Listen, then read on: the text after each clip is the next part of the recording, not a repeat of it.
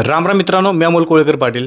महाराष्ट्र नवनिर्माण सेनेचे ठाणे पालघर जिल्हा अध्यक्ष अविनाश जाधव, एक ठाण्याचा आक्रमक मनसेचा चेहरा, यांनी मनसेच्या ठाणे जिल्हा पालघर अध्यक्षपदाचा हा राजीनामा दिलेला आहे. त्याचं कारण आपण समजून घेऊया की तुम्हाला माहिती आहे की गेल्या 5 वर्ष नाही तर गेल्या 10 वर्षापासून 2014 पासून प्रचंड आक्रमक पद्धतीने म्हणा किंवा प्रत्येक गोष्टीमध्ये अविनाश जाधव यांनी ठाणेकरांसाठी म्हणा पालघरकरांसाठी कामं केलेत, त्यांच्यासाठी केसेस अंगावरती घेतलेत.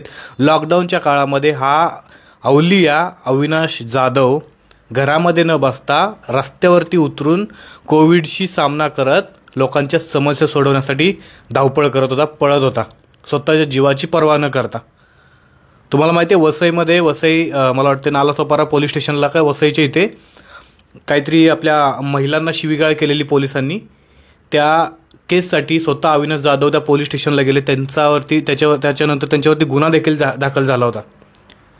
महानगरपालिकेची कामं असतील, रेल्वेची सगळ्या ठाणेकरांना रेल्वे जे ठाणे स्टेशनच्या बाहेर जे सगळे फेरीवाले बसलेले, ह्या मनसेच्या आंदोलनाने आणि त्या अविनाश जाधव यांच्या आंदोलनामुळे आज तिथलं पूर्ण ठाणे स्टेशनच्या बाहेरचे फेरीवाले सगळे मुक्त झालेत. लोकांना येण्या जाण्यासाठी रस्ते मिळायला लागले. आज अविनाश जाधव ठाणे रेल्वे स्टेशनला जर जाणार असतील ना तर त्यांना नोटीस दिली जाते. त्यांच्यासोबत पोलिसांचा फौजफाटा उभा राहतो की हा माणूस परत इकडे काय ते तोडफोड करेल म्हणून. हे सगळं केलं फक्त ठाणेकरांसाठी, ठाणेकरांच्या भविष्यासाठी आणि ठाणेकरांच्या सुखसोयींसाठी. शेवटी ठाणेकरांनी त्यांना काय दिलं?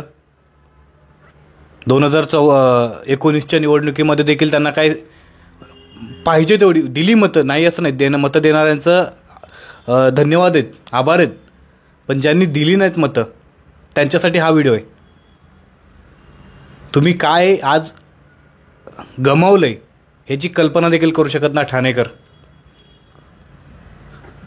कोविडमध्ये 2019चा रिझल्ट आल्यानंतर ह्या व्यक्तींनी झपाटून कामाला सुरुवात केली का नाही बाबा, आपल्याला एवढ्या लोकांनी आपल्याला समर्थन दिलेलं, सपोर्ट केलेलं आहे आणि आपण ह्या लोकांसाठी आणि सगळ्याच लोकांसाठी, ठाणेकरांसाठी रस्त्यावरती उतरलं पाहिजे, त्यांच्या प्रत्येक समस्यासाठी आपण तिथं उभा राहिलं पाहिजे. आणि शेवटी 2024ची ज्यावेळेला निवडणूक लागली त्यावेळेला ठाणेकरांनी काय केलं? 1,500, 2,000 रुपये घेऊन तुम्ही मतं कुणाला दिली?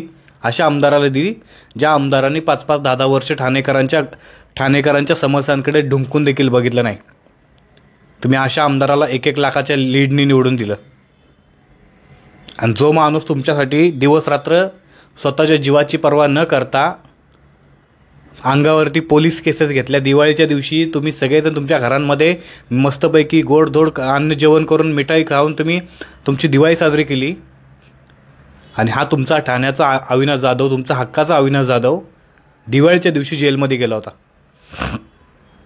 आणि त्या अविनाश जाधवाला तुम्ही काय दिलं निवडणुकीमध्ये?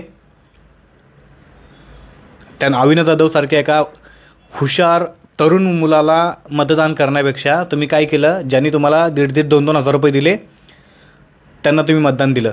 ते लोकांनी तुमच्याकडं 5 वर्षामध्ये ना ढुंकून बघितलं ना भविष्यामध्ये ते बघतील त्याची काही गॅरंटी नाही. आणि म्हणून मला वाटतं की अविनाश जाधव यांनी स्वतः ती जबाबदारी स्वीकारली की माझ्यामुळे मनसेला ठाण्यामध्ये नुकसान झालेलं आहे आणि ह्या गोष्टीचा मनामध्ये काय बोलू शकतो आपण, त्यांना गैरसमज असेल किंवा मनामध्ये ती सैल असते एक, तसं पकडून समजून त्यांनी आपल्या मनसेचा ठाणे जिल्हा अध्यक्ष असतील, पालघर जिल्हा अध्यक्ष असतील, या दोन्ही पदांचा राजीनामा दिलेला आहे.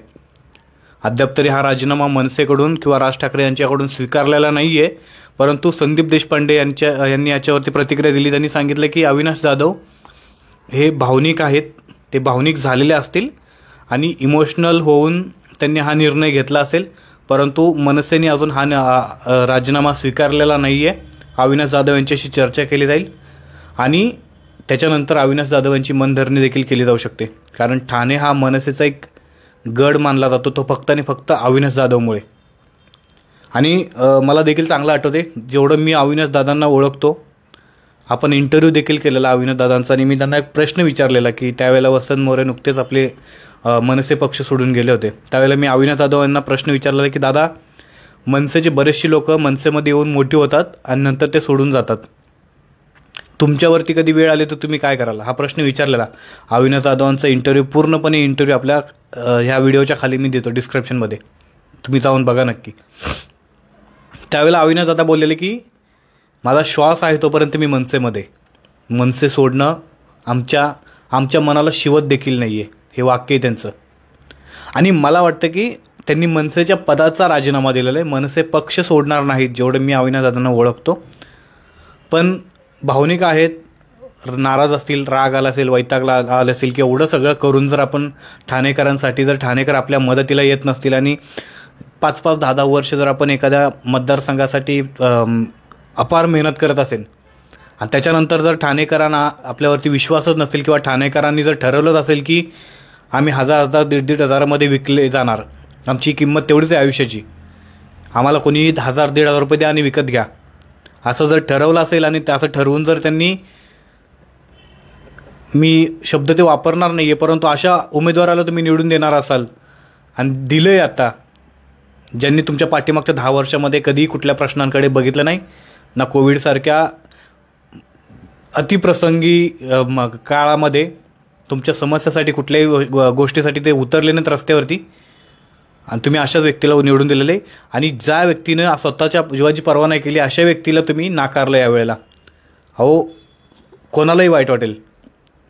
अविनाश जाधव यांना एवढं प्रचंड काम करून, मेहनत करून 42-43 मतं मिळतात. आणि आता जे विद्यमान आमदार आहेत, तिकडचे निवडून आलेले नवनिर्वाचित आमदार आहेत, त्यांना 1-1.5-1-1.25 लाखाचं लीड भेटतं. अहो, अविनाश जाधव आणि संजय केळकरांच्या मध्ये 77-78 हजार मतांचा फरक आहे साहेब. तुम्ही 77-78 हजार लीड देता तुम्ही, ज्या उमेदवारांनी कामच नाही केलं 5 वर्षामध्ये, असं तुम्हीच लोक बोलत होता निवडणुकीच्या आधी. आम्हाला आमचे आमदार दिसले नाहीत, आमचे आमदार आमच्यासाठी उभे राहत नाहीत. तुम्ही अशा आमदाराला 1000-1000, 2-2 रुपये घेऊन तुम्ही एवढ्या मतांनी निवडून आणता. आणि जो व्यक्ती तुमच्यासाठी दिवसरात्र कष्ट करतो, दिवसरात्र रस्त्यावरती जगतो, केसेस अंगावरती घेतो, त्याच्यासाठी त्यांना तुम्ही काय केलं, 42-43 हजार मतांनी त्यांना पाडलं, म्हणजे फक्त मतं दिली तेवढी. त्याच्यामुळे अविनाश जाधवनी हा निर्णय घेतलेला आहे. मला वाटतं राज ठाकरे त्यांना ही पदं परत देतील, त्यांची मनधरणी करतील.